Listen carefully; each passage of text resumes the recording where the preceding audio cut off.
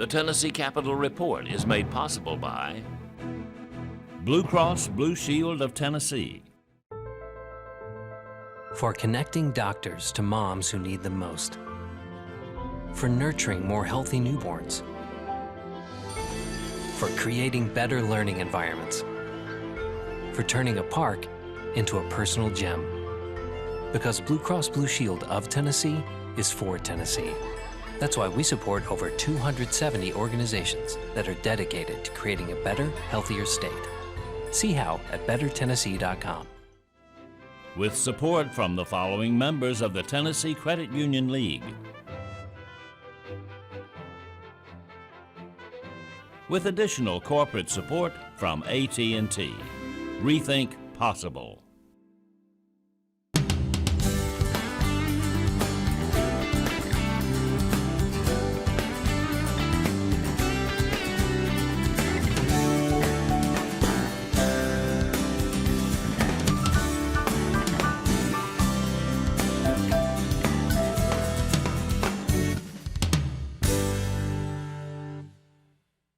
Welcome to the Tennessee Capitol Report. I'm your host, Chip Hoback. The 2016 session of the 109th General Assembly continues.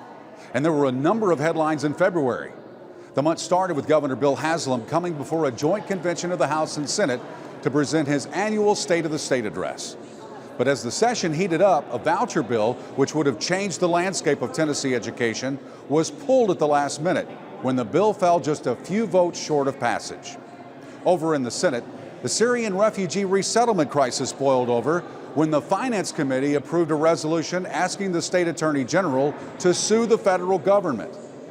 And on today's show, we'll discuss these breaking issues with the caucus chairs of both houses. Republican Senator Bill Ketchum of Murfreesboro and Senator Jeff Yarbrough, Democrat from Nashville, and Representative Glenn Cassada, Republican from Franklin, and also Nashville Representative Mike Stewart, a Democrat.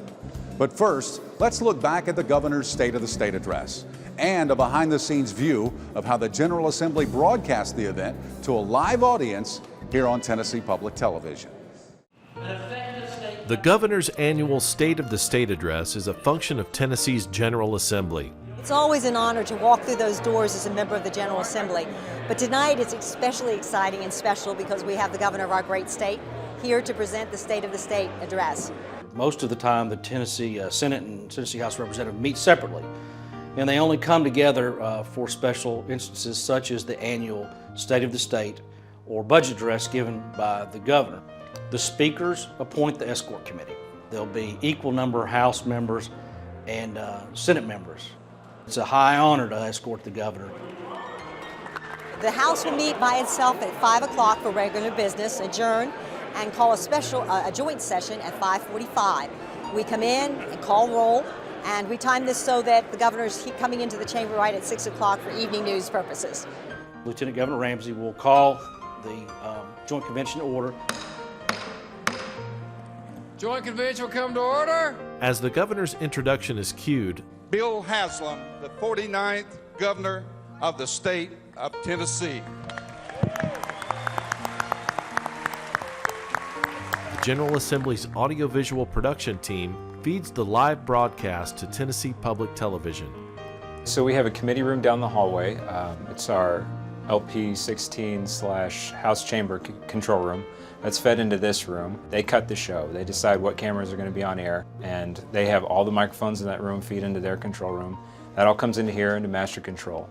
And then we send that live signal to a fiber optic network that goes across the entire state to local television channels, and those television channels take it to your airwaves.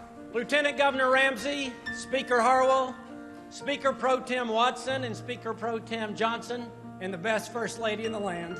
I come before you tonight to give my 6th State of the State address. Everyone at the General Assembly takes pride in the annual State of the State address. We have 3 equal branches of government here, and rarely do they ever intersect. And this is an opportunity where the executive branch and legislative branch work together for one evening for one purpose.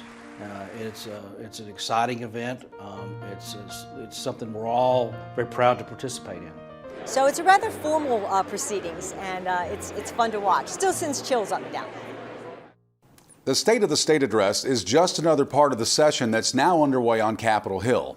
The governor's speech sets up 8 weeks of budget hearings in the House and Senate, so the work is just beginning. And here to update us on the 2016 session and joining me in the office of the Speaker of the Senate are the Republican Caucus Chair, Senator Bill Ketron of Murfreesboro, and Senator Jeff Yarborough of Nashville, the Democratic Caucus Chairman. Welcome to the show. Thank you. We just want to talk about the budget situation to start off with. It's early in the process. It's going to take a whole month or so, right? And so what are some of the things that are going to bubble up out of the budget process? Well, I mean, I think anytime that you see the economy growing like we have now in Tennessee, that means that revenues are going to go up somewhat. And so there's going to be lots of different ideas about how to use those funds. I think one of the biggest issues is going to surround K through 12 education funding and how we add money to make sure that we're funding schools adequately and how that money gets divvied up amongst the districts. And on the State of the State address, you know, we've got a rainy day fund. There's a lot of different places to put the money. Outside of what the governor proposed, what do you think the Republicans are going to try to do with the budget? Well, of course, the governor has proposed a lot more money than what the bonding agencies are requesting, but I think that we ought to go more than what he's even wanting to put in there. You know, just 3 years ago, we were $300 million in the hole when we came in. And this year, we were quite flush in recurring and non-recurring dollars. And I think first and foremost, for that rainy day, which, you know, I'm a little uneasy about the future of where our country's headed, but let's take care of Tennessee and make sure we're secure. So let's put some more money in the rainy day fund. An issue that's been bubbling up for a while came up recently, and that's the opposition to resettlement of Syrian refugees in Tennessee. Let's take a look at some video explaining the pro and con positions on a Senate resolution that asks the State Attorney General to sue the federal government. The purpose of Senate Joint Resolution 467 is to initiate legal proceedings for declaratory relief in light of the federal government's failure to consult regarding the relocation of refugees in Tennessee. So in essence, in a phrase, what is happening here is that the federal government has done indirectly, if you will, what it could not do directly.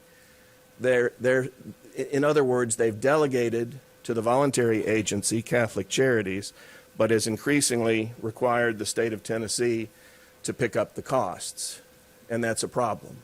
As far as the joint resolution goes last week, I was the only no vote for a few reasons. First of all, I think constitutionally, while it is an interesting topic to debate the 10th Amendment, I don't think in this case there's very much chance the suit would succeed anyway. So I think it's kind of pointless to go forward with it. But the more important point, I think, is that it really would send the wrong message to refugees who might resettle to Tennessee. We need to be welcoming, and I think this is just one example where we might be sending a bad message. And I know you spoke out against this on the Senate floor. It ended up passing because we have a Republican majority. What was the main reason you were opposing this? Well, I think that you have to look at these issues in the context in which they arise. And we've seen over the last several months at the national level talks of banning the refugee program altogether or trying to halt folks coming in from all sorts of, from different countries. And I think you've seen some of it even turn to a little bit uglier character than that. And I think that this resolution ends up being part of that bandwagon of making politics on this. So it's basically, it's a recommendation for the state of Tennessee, the Attorney General, to sue the federal government? Well, and in the event that he doesn't decide to sue based on his decision between he and the governor, then if it passes both houses can seek outside counsel to sue, because we are one of 9 Wilson Fish states that opted out back during the Bredesen administration. And it's not so much refugee resettlement focused, it's more focused on the 10th Amendment, taking back those rights that have been taken away, because with refugee resettlement back in 2008, when we gave up the program in the state and gave it over to the Catholic Charities, there's been an erosion of dollars that used to come with the refugee resettlement program from the State Department, and now all that is hidden within our budget.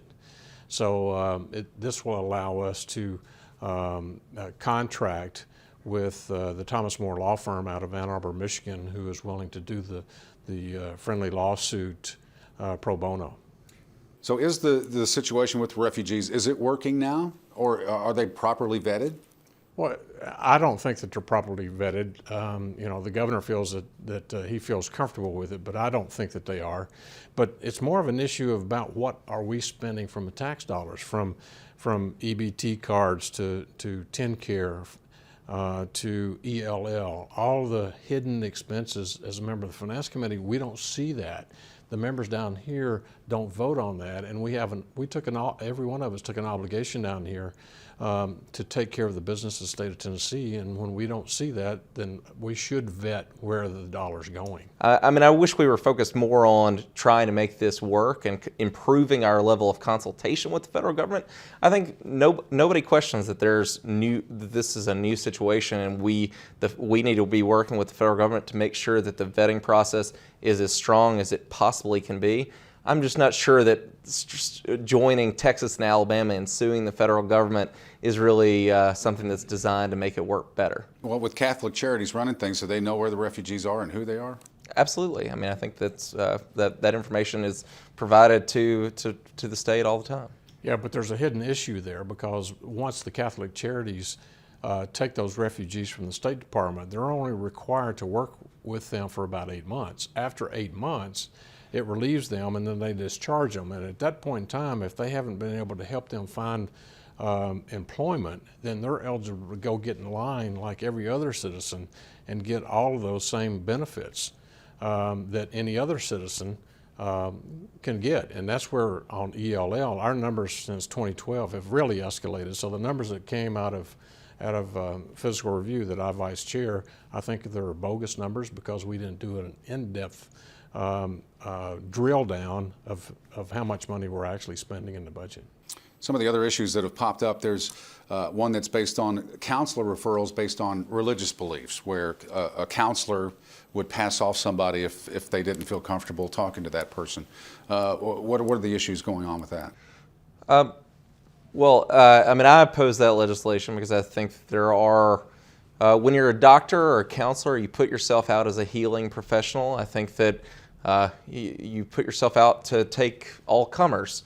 And when someone comes in and might be suicidal, might be abusive, might be violent, I think that the obligation is to treat. And it's not just I think that's what these counseling organizations think. And that's not just, you know, liberal groups, that's conservative Christian groups. The counselor groups across the country think that you shouldn't be able to turn people away when they're seeking out care. And I think that the bill that we passed in the Senate that's still working its way through the House could go the wrong way on that. One other issue I want to bring up before we close, and that I think both of you have sponsored a bill about transportation. It's a big issue around Nashville. Everybody knows that. That's been around the Capitol. So tell us about the transportation. Yeah, the P3 bill that I've introduced and asked my colleague here to be co-prime sponsor on it, because this is not a Republican or a Democratic issue. This is an issue that's affecting every one of us. It's the P3 bill, public-private partnership, which is another tool in our box that will give local governments and state governments the opportunity to enter into contracts with the private sector to come in who wants to invest in our transportation needs, whether it be fast lanes, bus lanes, an emergency lane, light rail on CSX rail that we currently have, or even monorail. It doesn't matter to me. We just have to address the issue that's going to continue to get worse over the next 10 or 15 years. And there's no such thing as a Republican traffic jam or a Democratic traffic jam. And I think that while we may be members of the different parties, our districts come together in one of the busiest corridors in all of Tennessee. And so I think we have been working together on P3 and on Bus on Shoulder to try to create some tools for the state government and local governments so that we can actually get people moving. If we can't get people to spend less time on the highways and more time with their families and doing the things they love and doing things that are productive for the state, I think that's really the kind of work that we need to be focusing on here in the legislature. A lot of the infrastructure is on the federal scale. The interstate system, it's getting pretty old, but there's bridges, overpasses all across the state that also need to be looked at. Yeah, and there comes the gas tax, which I think the governor's put on the table until next year. He did his tour around, but that is an issue that we definitely need to address next year. We are a wet state in the terms of the number of bridges that we have. I think there's over 4,000 bridges across the state, and they're falling into disrepair, so we need to step up and decide what we're going to do and how we're going to address the issue on a gas tax. Gentlemen, thank you for being on Tennessee Capitol Report. Thank you so much. The Tennessee House has been producing headlines on a daily basis as well, and for the first time, the voucher bill made it all the way to the House floor. The bill was a few votes short of passage, however, so Knoxville Representative Bill Dunn pulled it at the last minute.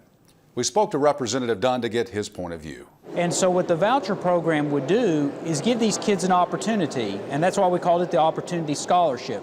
Since they are stuck in a failing school now, their only chance is to get off that path to failure and actually be put in an environment where they have a chance at success. And so the way the voucher program would work is it would let the most at-risk children in these failing schools to have a different path towards success. We were right there. I just didn't have the confidence that I had 50 people who would stick with me, and so I didn't think it would be fair to have a 4-hour debate and then have it go down. So it's still alive. We'll still talk to people, and hopefully we could pass it. It'll be tough to do. But it just really, it breaks my heart to think that there's these kids who are stuck in these very difficult circumstances and that they would have to wait a whole nother year to have the opportunity to have success. Well, joining me now for reaction on this and other things are the caucus chairs of the House of Representatives, Republican Glenn Cassida in Franklin, and from Nashville, Democrat Mike Stewart. Thanks for joining us on the show today. Let's start with the voucher program. We just heard what Representative Dunn said about it. It passed the Senate 2 years in a row. This year, gets in the House. Looks like it's going to snowball through, and it didn't make it. What happened? It was close. The vote count was going to be very close. Chairman Dunn just didn't feel like he had the votes at that moment, and so he pulled back. Sometimes you err on the side of caution. But it's a bill I strongly support. We've got families for generations are now living in a community that has had failing schools for generations. And it's not a lack from the state trying to bring those schools to passing standards. We just haven't been able to do it. So now Chairman Dunn wants to reach out and help those children that are stuck. Their families, their grandparents, their fathers, now them, are stuck in failing schools. So what happens to it now? Is it basically tabled? It's laying on the desk. It takes a parliamentary motion to take it off the desk to be heard again. We may or may not see it this year. It's hard to tell at this point. Okay. On the Democratic side and the point of view on this, my understanding is some of the rural communities aren't in favor of the voucher bill, think it might hurt the public schools. What do you think about that? Well, I mean, the fact that it would hurt the public schools is a matter of simple arithmetic. I think the public at large, as well as all Democrats and many Republicans, are united against vouchers. Vouchers are one of the most consistently failed experiments in education reform. I don't think there's any study that supports implementation of this program. I think we're one of the last states to still be bouncing this around. So I was very pleased when Chairman Dunn decided to withdraw the bill and lay it on the table. And my assumption from his remarks is that it is done for this year, which is terrific. Well, when we started out this session at the General Assembly, there was a lot of distractions going on. Jeremy Durham is now being investigated by the Attorney General, gave up his whip leadership role. Where do things stand with him now? The Speaker has turned that over to the Attorney General. He, I'm assuming, has begun his investigation, and so we'll see what he comes up with. I'm really reserved to expel any member, be it Democrats under the indictment under FBI on his side or Jeremy Durham and his alleged misconducts. That is a sacred right that the voters have, and to expel someone, it better be felonious and provable before I could support such a thing. Well, if it's my understanding, Speaker Harwell has appointed this committee to take a look at what is now about a 19-year-old policy for sexual harassment. So back at that time, text didn't occur. There was no internet. So there's a lot of things. Is it just time for this to be updated? Well, and she has appointed a committee to look at that. But remember, the worst thing you can do under sexual harassment, and if you look at any corporate policy on sexual harassment, the one thing you don't want to do is make it a public spectacle, because what that does, the net effect, is it forces the young women and men to not come forward because they know it's going to be a public spectacle. And so she's proceeding correctly. and I support the Speaker on her steps she's taken so far. Another bill that's got a lot of controversy is the Monuments Bill, making it a little harder for people to remove some of the historical monuments around the state of Tennessee. Let's start with the Democratic side. What are your feelings on that? Well, my feelings on that bill is we already had a system in place. The system was set up in 2013 with a statute. I think it was inappropriate to now essentially make it almost impossible to change a monument. We had a system whereby a commission with a broad cross-section of the public with a majority vote could make this decision at the request of members of the public. Now a minority of that commission can block any change, and now we've invited people to go to court and waste a whole lot of money with major lawsuits. So I think that was a real step backward. I think we had an appropriate system, and this was really an effort to obstruct that system. It's unfortunate it passed. What is the major goal of this bill? I think it's to make it harder to erase history. We live in a society where what is popular for the moment is what we act upon. And history is history. And if you strike out history, if you turn your back on history, what's said, you're doomed to repeat it. So I think it was a good move. Those historical monuments that are in this building now should stay there and should only be removed under extreme reasons. And popular opinion is not one of them. There's another situation that's going on not only in the state of Tennessee but nationwide, and that's the Syrian refugee situation. It's got a lot of people very nervous about what's going on in the country. What's the view of the Democratic side on this? Well, my personal view is that the federal government has done a great job managing the protection of our country. I don't think we have to interfere with federal policy. I think there have been a lot of alarmists that have raised all sorts of concerns, largely for political reasons. I'm the first person to step up and say we need to protect our citizens. That's job number one of any government. But I think the federal government working with the state so far has done a great job. We don't need to gum up the works with a bunch of new, largely symbolic legislation. It seems like there was an issue that happened during the Bredesen administration where they handed over the rights to another organization, the Catholic Charities, to handle the situation there. How does that work, and is it working? At the time, we thought it would be an economical move, and so we did it. Finances were tight. What's happened is with the influx of refugees and with the Obama administration's mandate that we have to take them, in essence, it's a violation of the Constitution. The federal government cannot put mandates on states that causes them to spend money. And that's what we're doing. Bringing in these refugees are very expensive. And number two, just like Malik Tashin showed us in California, they go through the FBI, and according to ISIS themselves, they have embedded terrorists within the Syrian population. And so I joined with my friend here and call that we protect Tennesseans' lives first before we start letting wholesale terrorists into our country who are embedded within that population. There's been some scuffles on the House floor, and they've come during resolutions. And in the past, it seemed to me that resolutions were kind of a thing that went through very quickly, and nobody had any arguments. But there's been some heated debates, and some pulled, some added, and some controversial things about resolutions.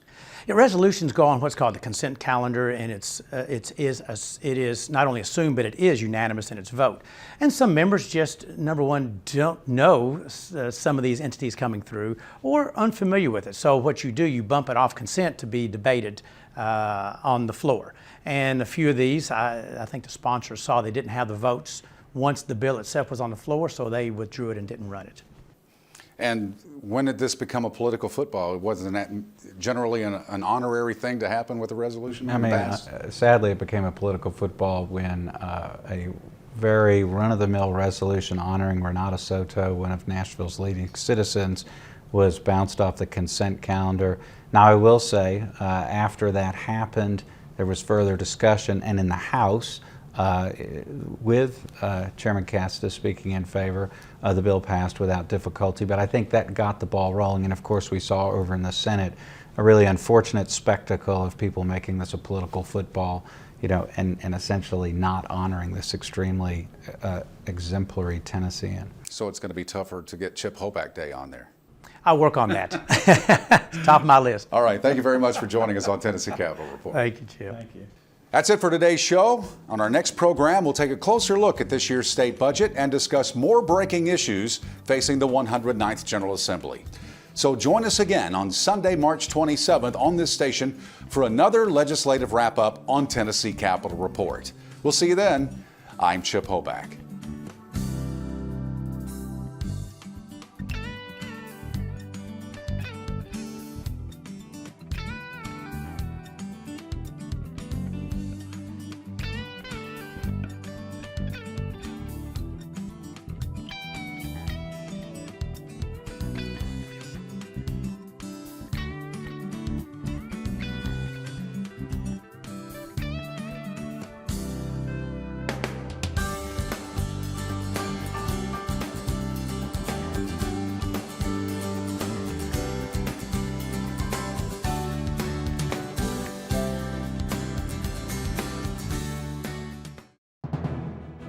The Tennessee Capitol Report is made possible by Blue Cross Blue Shield of Tennessee.